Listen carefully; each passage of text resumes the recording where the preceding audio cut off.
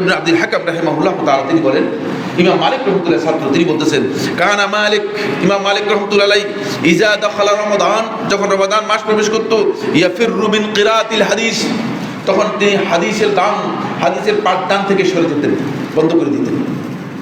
নবী সাল্লাল্লাহু আলাইহি ওয়াসাল্লাম মসজিদের মধ্যে ইমাম মালিক রাহমাতুল্লাহ আলাইহি হাদিসের শিক্ষা দিতেন।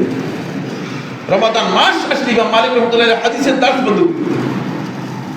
ওয়া মুজালাসাতি আহলিল ইলম, এবং আলেমদের সাথে উঠা বসা চলাফেরার যে কাজ সেগুলো বন্ধ করে দিতেন। ওয়া আকবালা আলা তিলাওয়াতিল কুরআন মিনাল মুসহাফ, মুসহাফ থেকে, কোরআনে কারীমের মুসহাফ থেকে সরাসরি কোরআন তিলাওয়াতের জন্য একনিষ্ঠভাবে মনোযোগ দিতেন। এটা ইমাম মালিক রহমতুল্লাহ আমার বলতেছি। সুতরাং বুঝেন যে ইমাম মালিক রহমতুল্লাহ কিভাবে রমাদান মাসটাকে কি করতেন, গুরুত্ব দিতেন।